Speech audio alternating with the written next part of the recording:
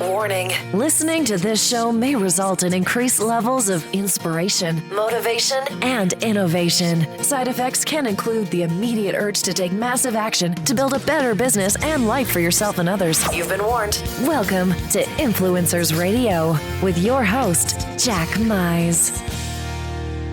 And welcome back to another episode of Influencers Radio. You know, confidence. It's one of the most powerful characteristics when it comes to how you are perceived by others. And inversely, a lack of confidence can be one of the biggest obstacles to achieving your true potential. And one of the most common and strongest barriers to developing self-confidence is having to face your own inner critic, that voice in your head telling you that you're not good enough, the worrying about what others think of you. It can be overwhelming. Well, my guest today is Nene Ekufu.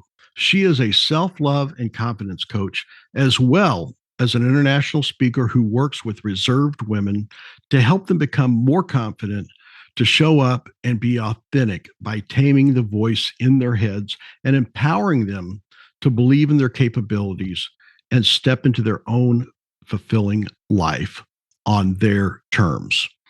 Nene is also the creator of the 21 Days Self-Love Habit Builder course that helps you to develop self-love habits and the right mindset using proven practical tools and techniques. Nene, welcome to Influencers Radio.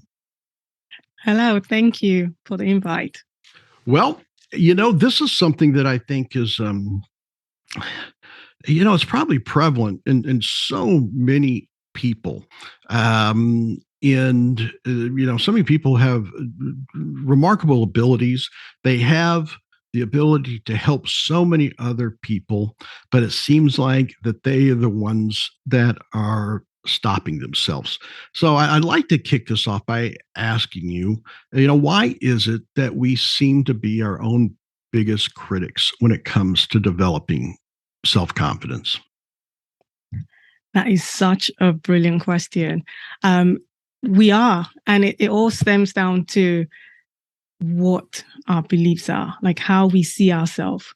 What is that identity and how we feel like, what's that thing like from when we're little, we were told something and then that just kind of like embedded in us and it's just kind of like grown and developed and just being. So it's all how we've all been kind of like nurtured in a way, and then evidence upon evidence then showed up to make it look like, yes, this is how it is, and we then just lack that confidence in ourselves. And it just seems to be so common, yet lots of people say the simple answer. There's different ways that people describe it. What do they call it? Like imposter syndrome, or the people just don't think that they know as much as they think they do. And you mentioned about how that comes from perhaps our past. You see that as being a common trait with people that maybe lack self-confidence, or something happened in their past that makes them feel that way, that maybe they're not quite good enough or quite measure up to the expectations that they think people have of them. For most people, yes, they can, if they really go deep, they can figure out when that thing happened and how they started feeling some ways of not showing up for themselves. For me personally, it was like when I was still, do you guys call for me, it was like 11 years. I was 11 years at a time. Mm-hmm. And the teacher came to me. So this is back in Nigeria where I grew up. And he just kind of like brought out the test paper and said, okay, passing all around. Before that, I was already sitting in front. I'm this tall, lanky girl sitting in front of the class because my eyesight wasn't the greatest. And I'm then in front of the class.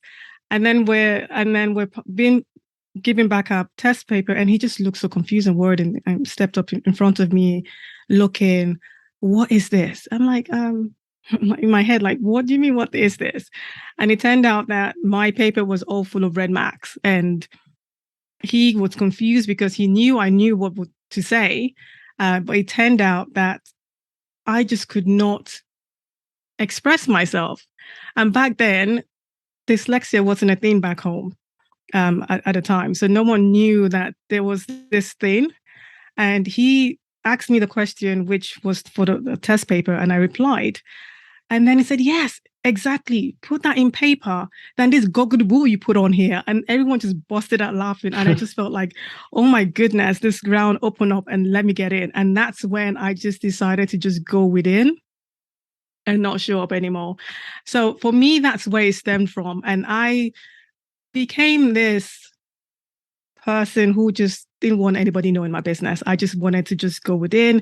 And then all this evidence, when you have that feeling, you start getting evidence around, things start showing up for you. Like you start feeling the worthiness, you start feeling not good enough, not smart enough. And that just starts linking up as you just go through life. So everyone has that thing for them that triggers. They might not be able to without actually thinking about it, but once they think about it, they will figure out what that thing is. But then shows evidence, and then things just starts building up, and that lack of confidence just starts diminishing. And it gets to the point where you just feel the unworthiness, invincible, and all that. So that just kind of plants the seed, and it can kind of grow like a wild weed after that, I guess. Exactly. Well, one of the really interesting things that I think that you're focusing on is when people think of self-confidence, or the lack of confidence, it seems that they're worried about what others think of them. And that's what they try to work on is how they're perceived by others. And one of the things that you have so I guess just really incredibly focused in on and kind of uncovered is that there's nothing really you could do about what others think, but that the real source of developing that confidence and getting rid of those seeds or those wild weeds is that you need to work on how you perceive yourself, right? That it seems like that's really where it all starts. Can you kind of dig into that and kind of explain, that discovery and how important that is with the self-love and really convincing yourself versus trying to convince others? Totally. And before I answer that question, I just want to say, if people are having that feeling that when they go back home at the end of the day, no one's really thinking about them. They're thinking about themselves, about what bill they're going to pay next or what's going on. But on saying that, really, it's really about when you can truly connect with yourself, you can show others how to love you. Once you can redefine and clarify, what's this new identity? How do I see me? How do I, because the self-love is just like, is the emotions that accepting the emotion, accepting the physically and also our well-being at the same time, because that's what shows up, that helps motivate us to choose healthy choices. That's what helps us to be able to show love healthily. Because if you're not aligned with yourself, you're going to be a people pleaser. You're going to have that imposter syndrome. You're going to have all those things showing up for you. So when you can really have that muscle of, okay with positive feedback, you're not really relying on it. And also at the same time, repelling the negative feedback, and you're truly connected to yourself, that's when the power is, that's when you have your power back. That's when you really know, yes, I've got this. And that's why I feel that, what you're doing is so powerful, because it seems like so many people are chasing the validation from others rather than seeking their own self-validation. So, what is it that allows someone to kind of to flip that switch? Because I know it's a lot of times it's easy to think, oh, this is what I need to do, and so we know what to do, but sometimes that that inner critic you have is one of the toughest voices to quiet down. So what do you see as a way for someone that does have that to be able to tame that voice in their head? Yeah. I think the first thing is like the awareness. And when you have that awareness, honestly celebrate, because that is just like the kicker. Because you recognize that this is like, okay, this is what's going on. And then it's like finding ways to kind of like reframe it. Yes, it's like easier said by done. And that's when, by having really healthy choices, habits that would just keep going. It's like a rubber band. When you pull a rubber band and you release it, it's just going to go back to its normal position. It's the same thing that's going on in our heads. Like when we feel that, yes, I've got this awareness now, I want to be, have this different thoughts and different way of being, it just snaps back right into like, who do you think you are? What are you doing? Like, seriously? So it's like really like, so you have to have that commitment to just keep going and keep just doing the work and just keep showing up. And then if you notice with the rubber band analogy, it just starts becoming weaker and weaker until it comes to points where it doesn't go back to its natural. So it just becomes, you've created this new pathway. It's now like a whole different shape. So it's all about like doing the work of like reframing, seeing like how we are thinking, having different ways of changing the way we're seeing it. And the key thing is really the identity. Who do you think you are? Like, how do you see you? Even if you don't feel it, even if you don't, it's not how things are or where you are. But when you have this and you clarify, this is who I want to be and this is how I want things to be, and keep walking towards that, the more you do it, the more you kind of like walk on that. That's that's where the attraction is, and that's where this new becoming will stem from. Yeah, and I think that's so important, because so many people miss that, and I think they can skip a lot because it really it seems to be a futile exercise in trying to go out and change, or figure out what other people think of you, and then worry yourself with that. It's almost an impossible exercise. And I think one of the big reasons that people do that is, things have changed so much over the last 20 years in how much people can know about you, regardless of what you do, with social media, with, the internet, and all of that. And so I know that there's people that say, I need to be out there. I need to show up to the world and my confident self.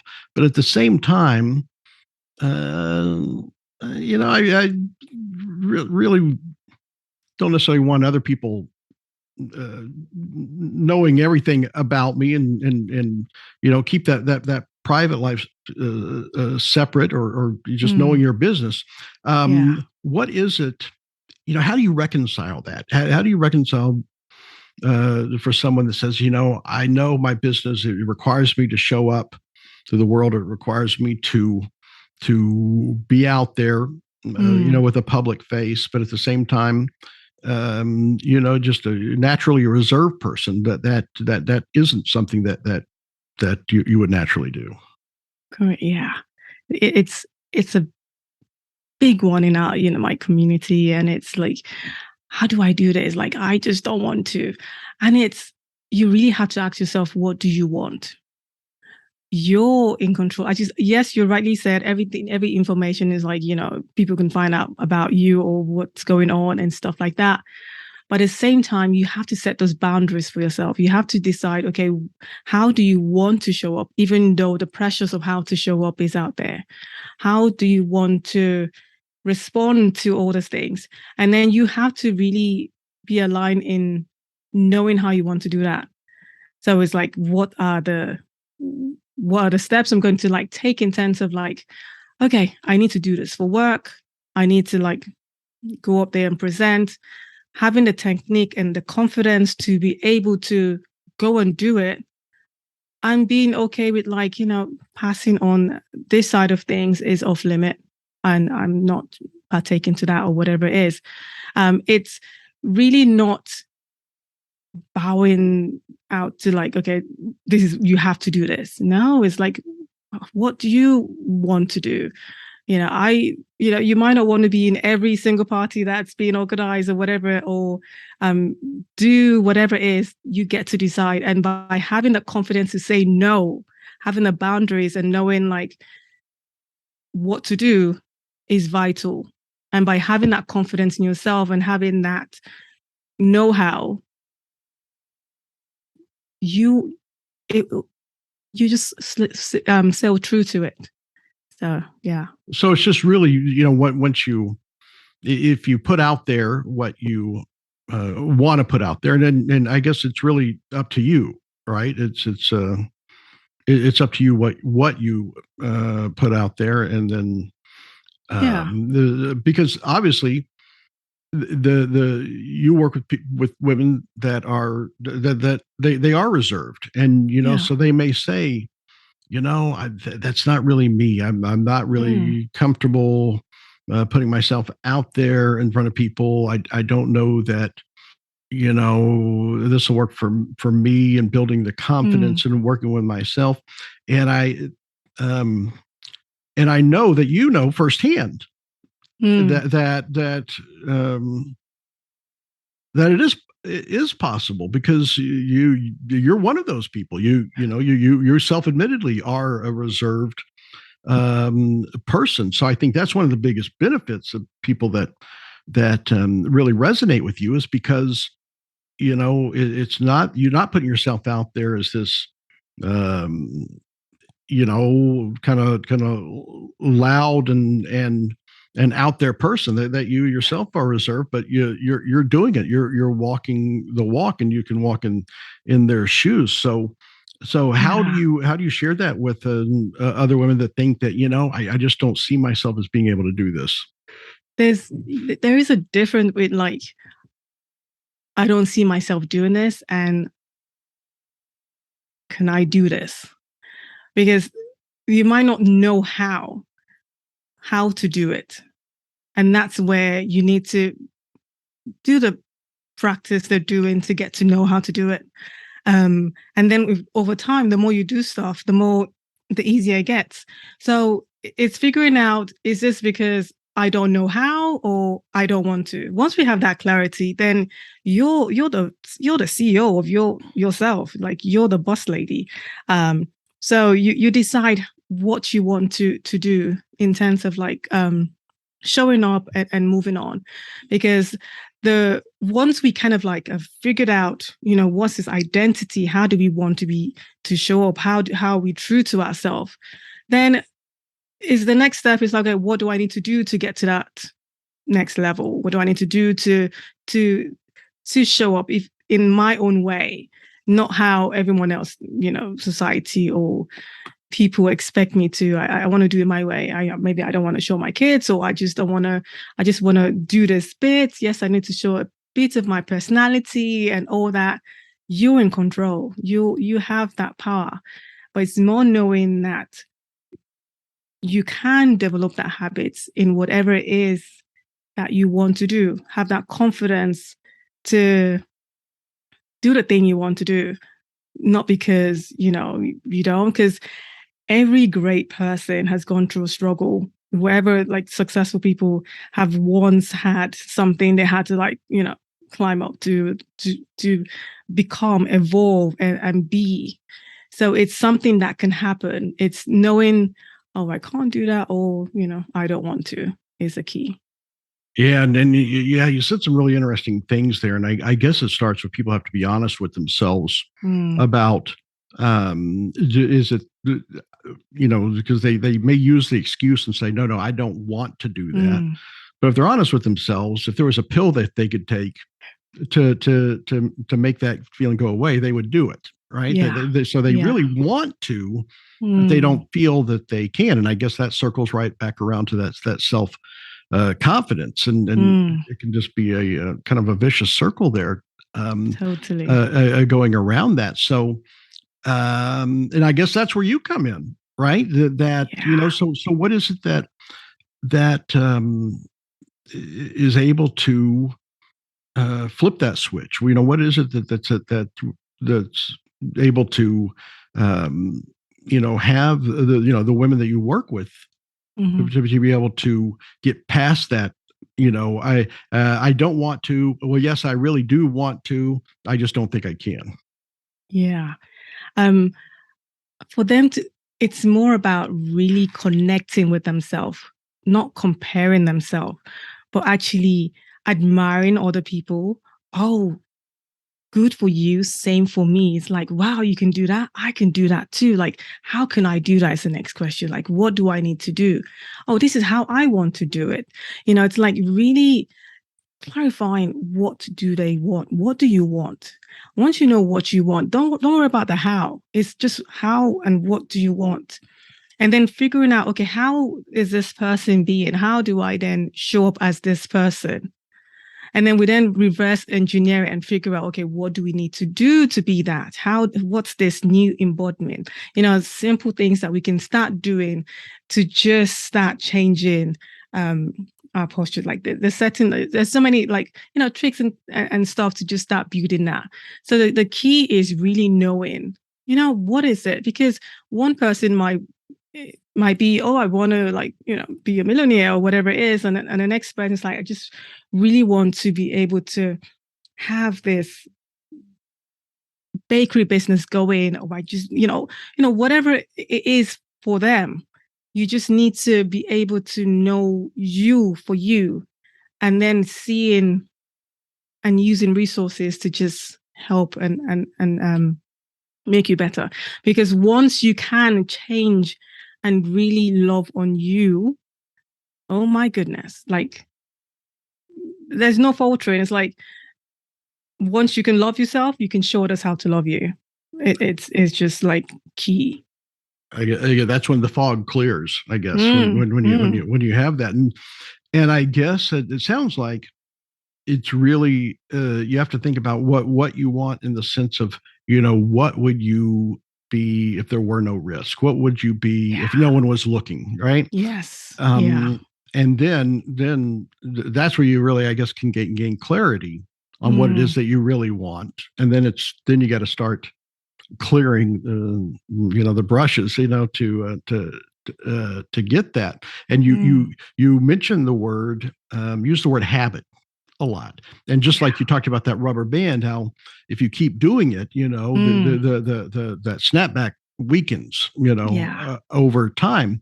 And so that's what brings me to thinking about your that 21 days to self-love habit builder course. It has that habit builder right in there. So if you wouldn't mind, can you go into a little bit of that and explain how that works, and kind of what the who benefits most from that, and the outcome that they could expect? Sure.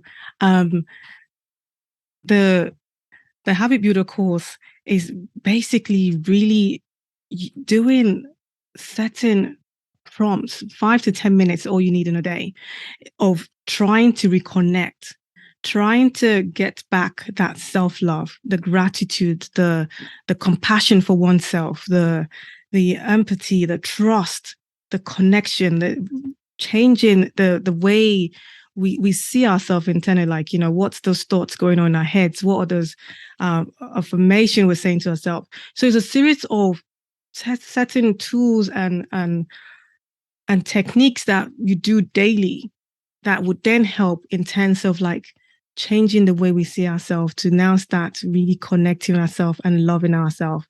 So it's a 21 days prompt course thing that has 5 to 10, 15 minutes by the second, third week of building on those self-love habits of really connecting and loving on ourselves, and just building that confidence of like knowing who you are.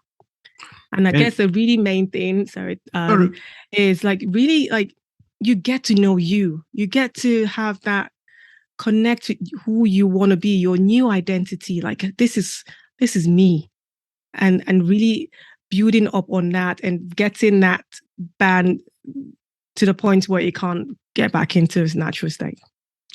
And yeah, so you talk about that. You said the new identity, right?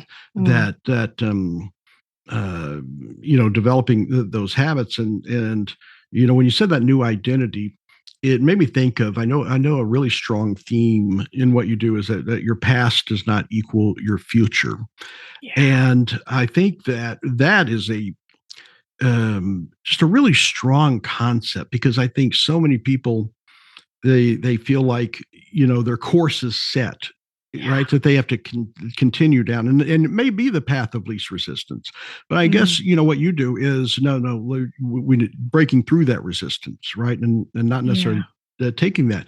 Can you kind of describe a little bit more what that means to people when their past does not equal their future, and how difficult or if some of the things that you do helps them to break that cycle and get off that course? Some folks feel like once like thing happens to them, that's it, they reside into that fate, that there is nothing else that can be done. This is how it is, and this is how it's always going to be. We have the power to change that. We have the power to see what can we learn from what has happened to us. How can we use that moving forward? How can we then see that this is a lesson, not like failure, whatever it is? How can we then move past that? Because whatever's happened to us in the past, it was because that was the resources, that's who we were at the time. The being of who we are was what happened in that scenario. Now, when you know better, you do better. So now we have a different perspective. We now have a different thinking of how we want to see ourselves. So whatever's happened is a stepping stone to teach us or to help us to that next level. So because that has happened doesn't mean that's who we're always going to be. We can then reframe and see it in a whole totally different light. It's not who we're always going to be. It is part of who we are, but it's not our identity. We choose moving forward how we want to see ourselves. Yeah, and I think that this is one incredibly powerful concept, because I think when people realize that it's as simply as deciding who you're going to be and get busy being it, I guess, right? It's as simple as that. And but I know that the steps, the exercises that you do, helps people get on that track. So when I know you have the 21 days to self-love habit builder course. Is that the main way that people work with you, or do you work with people one-on-one or in group settings, or is it just through the courses? That's just one way. The course is one way they can work with me. I also do one-on-one coaching to really specifically go deep dive into how we can work with the person one-on-one. I also do like group coaching, and I have don't have one right now, but if the people want to like join a waiting list, then that's great. We can then, when the next cohort is coming around, I should definitely let people know. But I do love the really working one-on-one with my ladies, to just really dive in and just share them and help them see a different perspective and really connect and And I guess that really does, because this seems to be a very personal topic, and I'm sure that a lot of people, their circumstances or the situations may be unique, but the problem and solution may not be as unique as they think it is. And I think having someone like you that can really shine a light on that is just really presents a tremendous opportunity for people that just feel like they can't go any further, that they're just who they are, that they're just not that type of person. And I know you've really opened up a new world for a lot of women. And that's really just remarkable work that you've been doing. I have to ask you that I know that you're really passionate about this and what you're doing. And, you talked a little bit about, when you were a girl in Nigeria and some of that stuff that built up in your past that maybe triggered this stuff. But what is it that today that fuels the passion for what you do and helping the women that you help?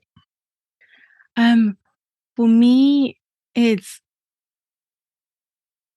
because I was coasting and just going with the flow, not wanting attention, not wanting anyone to know what's going on with me, and just like going with whatever it is. Wanted to just go on to be a sign language interpreter. And one of the trainers at the time just said to me, you can't be an interpreter because you're dyslexic. And I've always she found out because I mentioned it there. I've hid it all the way through because I was like signing away. I was seeing myself signing, not actually signing. And she was like, why are you not practicing? I explained I was doing it in my head. And then she then said, oh, you can't be an interpreter. And that never crossed my mind. Everything just dropped, that I just couldn't do what I wanted to do. I was just like, okay, this is it then. And then it was around the same time when I'm sure many people know Michael Jackson, and he had his final tour, which he called This Is It. Mm-hmm. And I just saw an interview he did regarding like promoting of the concert. And I just said, you know what, this is it. I can't do this anymore. I can't keep hiding. I can't keep, I know I am capable. I know I can do what I want to do. And this doesn't feel right. And this breaking down of myself, of like how I'm feeling, or it's ridiculous. And that's where the journey started of like self-discovery, of loving and just kind of like embodying who I am and connecting with myself. And I went through this journey of like, now I can only hand on heart say that I truly love every fiber of my being. I'm really connected to that. And I want that for every other soul out there, every other woman, to be able to say, I love me. This is me. My voice matters, and it's my time. It's just what I want for every lady out there. Wow. Yeah, no, that is really powerful. And I know that, you talk about how, when you're told that you couldn't be a sign language interpreter, right? That's what that was, right? But I think you've proven that wasn't the case, right? Because you've interpreted some pretty big events, right? I did. Yeah, I have. Yeah, still do. Yeah. So I think you've proven that this can be overcome, and I think just your methods of being able to create those habits is something incredibly powerful. That like I said, has really changed the lives and opened up a lot of doors for people. So I want to thank you for coming on and sharing this information and giving women hope that there is a way to overcome this, and there is a way to get past this. So I have to ask, if someone wants to get involved, what's the best way for them to to learn more? Yeah, they can connect with me on a simple web page, connectwithnene.com, and all my links and everything, it's on there. They can find my Instagram, my YouTube, the website, everything will just be on one place. They can just connect and we can make this happen. All right. Well, fantastic. Nene, again, I have to thank you for coming on and sharing this information.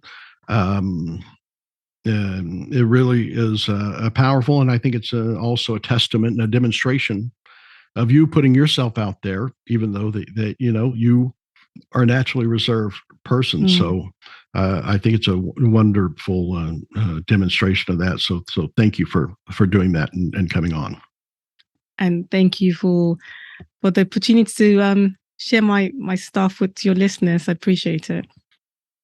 All right, folks, there you have it. Definitely, if you find yourself in that situation, if you find that that inner voice is holding you back from being what you can be and doing what you can do, then I would definitely suggest that you take a look at what Nene has and her videos and just really, really powerful content.